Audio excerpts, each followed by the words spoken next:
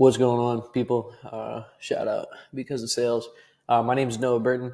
Wanted to throw this together real quick, explain a little bit about who I am, why I feel qualified to do this, and hopefully give you guys some actionable advice and something to implement in your own business or soon to be business, right? A little bit about myself, Noah Burton. I've made a decent amount of money for people on the internet and, in the corporate world as well, primarily using my thumbs and DMing people when I first got into it, then moved into different setter work, moved into closing deals, doing my own thing, running my own consulting, helping people build agencies and build the front ends of their own offers, XYZ, and offers that they manage. So been around, made a lot of people a lot of money in the last couple of years. And, here I am still doing it. Right. So what we're going to talk about is what I would consider the frictionless funnel, right? This is going to be, I don't want to say controversial, but this is going to be something that a lot of people may disagree with. They may not like that I'm saying, because I feel that in online business, in the high ticket sales space, specifically the road to scaling to around 200 to 250K a month is so overcomplicated. It is ridiculous. And people will hire sales teams of 7 people to try to get to 200K a month. They'll stack calendars. They'll run a bunch of different funnels and all this different cold traffic, paid ads. They'll be spending 50K on ads to make, 120 back. And, there's a place for that, right? There's good to be said about call book funnels. There's good to be said about, ascending people within programs, upsells, ascension funnels, like lead magnets, like book funnels, things like that. There's good things to be said about all those. And whenever you're trying to achieve massive scale, the easiest way to get out of 250K a month and get to, 500K or $1 million a month, XYZ, is typically not by optimizing what I'm showing you on the screen. It's by using those funnels and charging more money and blah, blah, blah, blah, blah, right? But what people do not realize is what they've been doing, it's kind of broken, right? If you have 5K followers, a decent ad budget of $5 to $6 grand a month, and 2 really good sales reps, you are more than able to make 150 to 200K a month using this model, right? And I've seen this. This has happened this month. I've seen this literally happen this month with what I'm describing, right? A little bit bigger of a personal brand, but in a way that steady growth is happening over time, right? It's not something where the brand has blown up overnight. We're seeing an average like 1,000, 2,000 followers added a month. Nothing insane, not like hyper growth, right? So to implement this in your business, my bad, I had to clear the throat a little bit. You need to do things, these 4 simple things, but these 4 simple things, pulled up the other tab for a second, that I'm going to speak to because they look simple, but they're a little bit harder to understand for most. So step number 1, content, right? I'm no marketer. I'll never claim to be a marketer, but you need to break out your marketing a little bit better. If you are running paid traffic, if you're doing organic, you're on LinkedIn, you're on Instagram, you're on Twitter, whatever, all of this applies, right? A lot of what you'll see in most offers, and I'll call them legacy offers, they're structured the same way that the original info product offers were structured. They put these 2 things together, right? They put brand recognition and brand connection together. They put this in the same place. They say, for example, on the ad copy, it'll say, hey, my name is Noah, and I've made, $1 billion doing Airbnb, and I can help you do Airbnb as well because I helped 300 people do Airbnb, and I did it because I'm the best ever and I'm so smart. So you should book this call, right? They hop back and forth between these 2 things that should be separate, right?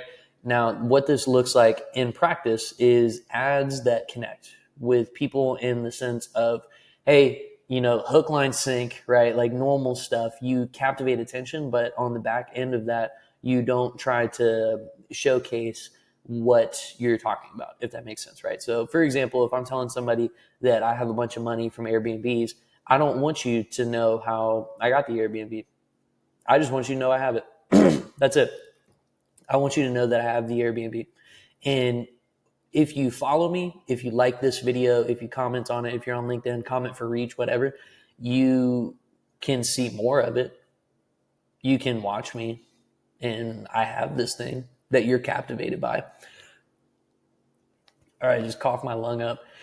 But like I'm saying, you can have this thing that I have if you follow me. If you keep up with my content, you may be able to figure it out, right? You might be able to get there, And then from there, right, within your content, whether it's, mid-form YouTube videos, I don't know if that's actually a term or not, but mid-length YouTube videos, long-form content, whatever, this is where you connect your brand to the person on the other side of the screen, right? And what that looks like is you showcase, for example, Dylan Vergara, I'm in a lot of his videos. Me and my buddy, we were products of his sales community. That's what that trophy was I showed a second ago. He puts us in the videos and connects with his audience and shows, hey, here's Noah. And Noah came into my community and made this money, right? Perfect example. Creates brand connection and showcases like, hey, you, the viewer, can also do this. This is possible for you. Connect with it and, get it in your mind that, this guy, he may be able to do that for me if I dig in deeper, right? And then you establish the belief of the methodology. Now, what that means is you're posting testimonials, you're posting case studies, you're posting reviews, XYZ, you're posting a lot of like wins and stuff like that. Lots of carousels, lots of people. If you have a community, you're throwing screenshots up of them doing good. You're doing so much reinforcement that the methodology is possible that they are almost dumb to believe that nobody can do it. They're almost dumb to think that they can't do it, right? Because the methodology, you're indoctrinating them into it. And they're saying, okay, this could be my lifestyle. This could be who I am. This thing that I want is real. And then a further layer is you enforce that personal belief through targeted content, right? Now, what I mean is through scripting your case studies, through scripting your content to speak to specific pain points of your audience, right? And these are all relatively basic things that you see done a little bit all together, but once you break them out into their own specialized building blocks, you're going to slow down your buyer life cycle a little bit. It may take somebody 3 or 4 days to become a buyer instead of 2 hours, but overall you are through content indoctrinating somebody in to the belief of themselves and the belief of themselves in your system before anything happens, right? Now, this right here, I'm biased. I think the DM setter is probably the most underrated and underutilized position on any sales team in general. I think if you have one DM setter and one good closer, like one halfway decent closer, you can make hundreds of thousands of dollars every month, right? Now, what I mean by, underutilized, undervalued, underrated, I'm not talking about the dude who's in Pakistan who wants to make $300 every month because that'll make him a king out there. The DM setter that you need is somebody who has closer level talent but doesn't have closer level availability for your offer, right? That sounds dumb. That sounds like something that people don't really want. Me personally, I stacked at 1.4 DM setting roles. I was doing consulting. I was actively managing a client, and I was helping people personally within their own offers. I was training sales reps. I was doing so much while maintaining these 4 DM setting roles because it is so low impact and it is so easy that anybody can do it. But you want the competent person that thinks the way that I think and the way that many other people think to be the person in your DM, right? And you need to pay them well. Your, comms for the DM shouldn't be 2.5% plus showed appointments, right? If you have somebody in there who's operating like a closer that's bringing in 100, 150K of revenue into your business through their client acquisition channel, like you should pay them at 7.5%, 10%. Pay them like a closer, reward them, and they'll work harder than the average setter who gets no money. So your DM setter, good person, right? We've established that. What they're going to do is whenever this person, really when they jump into about here or here, this is when this will happen. And these two kind of go hand in hand, right? So your setter will reach out and they'll welcome them, right? They'll welcome your new follower. They'll welcome your new engager on the post, whatever it may be. They'll welcome them into the family and they'll validate them. and they'll say, dude, thanks for doing that. Thanks for following me. And then they'll go ahead and confirm that they do, in fact, believe in the model, or they're researching the model. What that looks like is, hey, man, I appreciate the follow. Are you checking out the Airbnb investing space or just scrolling around? Those two questions need to be separated into two different messages, maybe throw an emoji in there, look like a person, right? And then from there, it's normal sales stuff after that, right? From there, you get into discovery, you talk to them a little bit about what they're doing and why that doesn't work. And I put this right here, cut or coddle, because your sales rep needs to be in some way, shape, or form aware of how the offer owner speaks. Because the offer owner, if it's a strong type A, big bodybuilder type of dude, they're going to cut this person, right? They're going to cut them down. They're going to cut down their beliefs. But if it's a female fitness coach who helps moms get, bounce back after having a baby or something like that, she's probably going to coddle in the DMs, right? And that's going to be their approach to things. Thankfully, I've always worked with people that cut, they don't coddle. So that helps me. They speak to a lot of type A's and people that are very logical. So thank you, because I'm that way. But, you need to be able to make that delineation, and you need to cut or coddle the mindset of why whatever this person has been doing doesn't work, right? So if somebody is in corporate sales and they want to get into high ticket sales, you have to cut down why corporate sales doesn't work. You have to cut through all the bullshit and figure out why they've been stagnant. You have to cut through why they don't make enough money and all that stuff. You have to cut it down, right? And then from there, you need to prove yourself. You need to prove yourself as the offer. And when I say prove yourself, obviously the DM setter isn't going to send a picture and be like, yo, dude, it's actually Noah. They're not going to do that. But what they're going to do is they're going to prove the offer. And the way that works is a two-way street. It's through sending case studies. It's through sending relevant videos, right? If you told me that you are a recently divorced dad and I have a testimonial of a recently divorced dad who did XYZ goal and outcome, I'm going to send you that video. And I'm going to say, yo, dude, I think you would really enjoy this. You should let me know what you think. And then I'm going to continue talking to you, and we're going to keep the conversation going. And that person just got homework. 2 hours later in the day, 3 hours later in the day, ask them what they thought of the video. They watch it, and they've been indoctrinated into your funnel, into your ideology even deeper. And now they're connected personally to your content, and they believe that they can do it, right? Subconsciously. Then this is this is kind of a joke. It's kind of dumb, but like a player would, you push away a little bit, right? Rich Levitt and Ryan Durkin in Closed and Paid, they talk about this thing called the pushing for the no, right? Almost like making the prospect DQ themselves. I'm a very big proponent of that, right? It looks a little bit different because you're in the DM or whatever, but the way that this can turn out is, you get to the end of your conversation and you've done your discovery, they validate that they like it, and you say, hey, man, from what we talked about, I think it would probably be a good decision for you to jump into Airbnb investing. You've seen that I help these people do XYZ thing. You think it makes sense to hop on a call, or do you not feel like that'd be relevant for you? And at that point, you let them DQ themselves, right? That might be a lengthy way to phrase it, so maybe capturing that idea.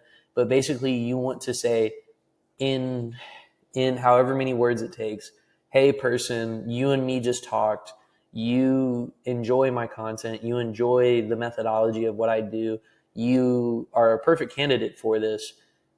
You tell me if you think that you're good enough to get on a call with us so we can help you do it. That's the idea that should be in your brain when you're going to set the call, right? So when you do that, they're going to say, yes, of course I'm smart enough to do this. Yes, of course I'm bold enough and I'm courageous and I'm definitely going to take this risk and book this call and invest in my future. Of course they're going to say that, right?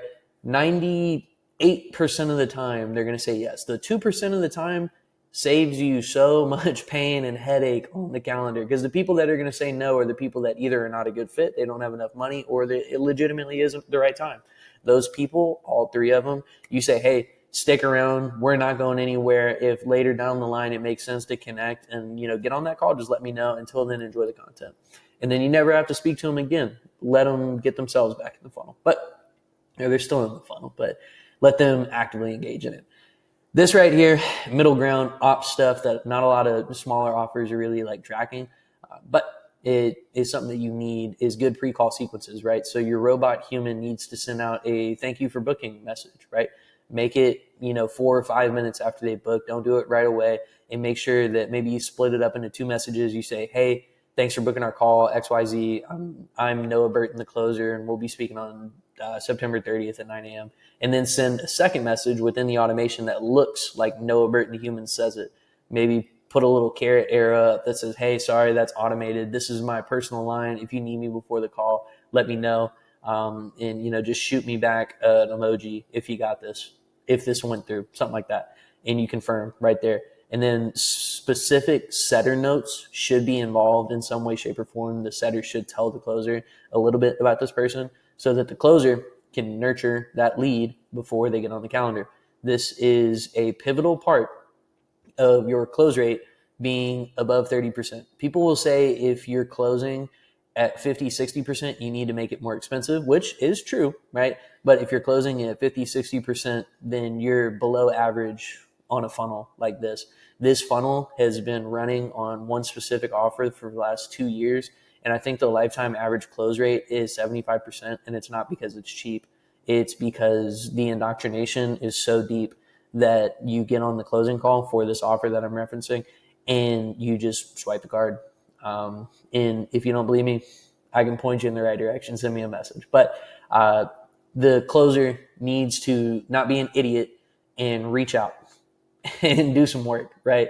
This funnel is not a high volume funnel. This funnel is specifically so a closer is getting maybe 4 or 5 calls on a busy day on their calendar, right? And that allows for the closer to do better pre-call stuff to ensure that their leads close and get their commission, right? So closer reads the setter note, says, back to the divorce dad example, they say, hey, this setter just says that this guy recently went through a divorce. I know that my offer helped a guy who went through a divorce and we did a testimonial video with him. Let me send it to him. So boom, closer does that. And once again, you're forcing them to be indoctrinated into the methodology. Another great way to do this is maybe still do this, but maybe instead of sending a testimonial, you send a video that the offer owner made as a pre-call asset that outlines the pitch and the steps of the process, maybe on their own Miro board, whatever, 15-minute video, 10-minute, 5-minute video that just says, hey, whenever you become a client, we're going to help you with this, right? Send out a video like that and continue to just push it into their brain that this can work for you. This is the way that it's going to work for you. These are the steps that it's going to work for you. And if it doesn't work for you, that's your fault. It's all your fault, literally. And then for the love of God, you only really need like 2 or 3 confirmation sequences to make sure somebody shows up on a call. Same offer that I'm referencing that has around a lifetime close rate of 70, 75%. The lifetime show rate is at least like high 80s, low 90s. Like people show up because of this, because the initial confirmation is, hey, thanks for booking. Let me know when you see this. So they're reminded of their call. The calendar is set up to not let them book too far out. And then on the back end of that, the day of the next confirmation sequence just needs to be, hey, 12 hours before the call, here's the link for our call later, or here's the reminder for the call. 3 hours before the call, hey, here's the link for our call. 10 minutes before the call, I'm about to hop in our call. And there you go. I'm going to be honest with you. If somebody responds to this and then they see all those messages and don't show up, they weren't going to show up. It's what it is. If they don't respond to any of these, then in the middle, maybe the closer or the setter calls them and confirms. And then those messages, they're still going to do the same thing. It's going to be fine. People kill their closes because they have their setters call people in a low intent funnel 15 times before they get on the call with the closer, right? Now, I want you to stop and think how much you would love that if I called you 25 times because you filled out a type form one day when you were scrolling on Instagram. It'd probably piss you off and you probably wouldn't want to buy whatever is on that Zoom call that you've been coerced into showing up on, right? Don't do that. You shouldn't, in this style of funnel, you shouldn't have to do that because the brand trust is there. And the brand trust is what ultimately leads to more good clients, right? But in general, stop doing that. Like, if you don't take anything else from this, stop calling people 50 fucking times. It's terrible. But this is how you close it, right? This is going to be a short part. This is all just normal sales stuff. The main things that you need to do is the closer needs to be able to connect with your audience and relate to them in some way. If you're selling a real estate product and your closer has no way of connecting to a persona on the other side, like they're not in the same like bracket, then it's not going to work, right? Ultimately, because there's going to be no conviction from the closer. If I have a closer who's based in France who is selling people on, why they should move to Spain because they love Spain so much in the offer, but the closer loves France and hates Spain, do you think that he's going to be awesome at telling people to move to Spain? He's going to be like, well, actually, fucking France is way cooler. Internally, they're thinking that it's going to be hard for it to not bleed into their sales calls. So the closer needs to be able to connect as a human to the offer. And then through that, they need to be able to convey the offer's general overview through themselves to the prospect and connect with whoever's on the other side, right? And then really the closer just needs to connect deeply to the goals of the person on the other side of the screen, right? I don't know that I've seen too many closers who don't give a shit about the other people on the other side that do good. I've seen a lot of closers that coerce people into swiping their cards so they can get paid, but they don't really give a fuck what happens after. And those people always have a crazy high amount of chargebacks. They always get their commissions clawed back, and their offers don't last that long. And that person really doesn't want to be a sales rep that long either. They're not really convicted about being a sales rep. They want to go on and do something else. So those guys end up drop shipping. They make more money than me, so shout out to them. But as the offer owner, you don't want a closer that isn't connected to the person's goals on the other side at all. They need to value them, right? Then they do normal closer stuff. They need to be good, right? I would say if you're not doing this, talk about your goals before you talk about your struggles and your discovery. Have your closers do that and then pitch. General advice works way better if they're not doing that. Don't talk about why you're struggling, then talk about your goals and then try to pull them back down to pay, because it's just a emotional roller coaster. But do normal closer stuff after these two things. Just be good, right? There shouldn't be a lot of friction. And because there's not going to be a lot of friction at the end, what you're going to have to do, you zoom in, close here, is you're going to either have to handle fear or financial objection, right? Now, to reverse this, when I say financial objection, I mean people that literally don't have money, people that are saying, dude, I have $160 in my bank account. I can't pay for this. It's not really something that you can handle. Maybe you get them on a payment plan, but you say like, hey, dude, I'll follow up with you in a month, right? Get that off the screen. This right here, this is what you're actually handling is fear, right? And that's a very general blanket statement. Everybody knows that every objection is fear. It's all fear-based. What I mean is because of the brand trust and authority that you've built through content, DM setting, pre-call flow, forced indoctrination into the funnel, forced indoctrination into the ideology of the offer. When you get to handling fear, you can get to the end, you price drop, you give the pitch, you say, hey man, it's going to be $5,000 and I'm going to onboard you. How's that sound? And they say, instead of having to be like, well, actually, let me explain to you why the psychology of your decision is wrong. You can say, hey, I know this is a very scary decision. John, be honest with me. Would you move forward with this if you knew it was going to work? 100% guaranteed. They're obviously going to say yes. You say, all right, can you be real with me? Are you afraid to make the decision and you believe in everything and you just don't know how to make the decision? You need somebody to help you walk through that a little bit? Or is this something where you don't believe in what we're doing and you just don't know how to tell me? And then at that point, you're saying, are you too scared to do this and you just need me to push you over the edge? Or are you just trying to be nice and not be a dick to me at the end of this call, right? At that point, you're handling fear by saying, hey man, are you scared? Or are you not scared and you don't like me? And they're probably going to say, yes, I'm scared. And then you say, hey, I'm going to be real with you, dude. I've invested in things like this before. I've spent a lot of money. I've been trained. I've done XYZ thing. I relate to you. And the only way that you're going to get over the hill and become like us on this side of it is you need to start walking up the hill, right? This is how you take that first step and get over the hill. Does that sound fair? And then they're going to say yes because they trust you. They care about what you have to say because throughout the entire process leading up to now, you cared about them. They're going to care about what you have to say on that call because your brand authority, your brand trust, your marketing was good, your DM setter presented themselves as you very well. Your pre-call flow was very human. It was very professional, and it made them feel even more ready to show up to the call and made them excited about being on the call. Then they got on the call. They talked to somebody that cared about them, that cared about their goals, can relate to them, did the normal sales stuff, whatever. And at the end, all they had to do was say, hey, man, I know you're scared, but will you face your fears? And then at that point, you're probably going to do this. You're probably going to profit, right? You're probably going to make a lot of money, hopefully.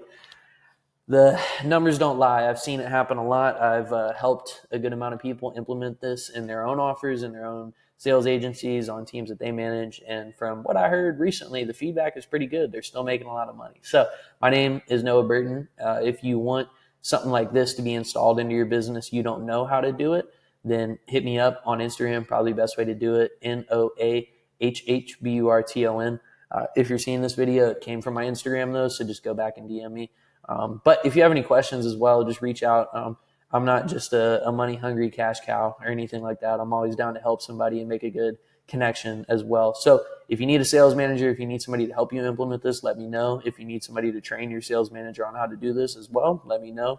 And if you're a sales manager and you hate your offer owner secretly and you want somebody to tell him this, brother, I'll do it for you. Brother or sister, offer owners suck sometimes. So if you want this in the business, let me know, send me a message, and I'll try to help you guys make some more money. But hopefully this was valuable. Hopefully this wasn't a bunch of information you already know.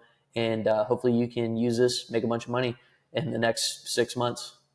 Overall, that's me. That's Noah. That's this funnel. God bless.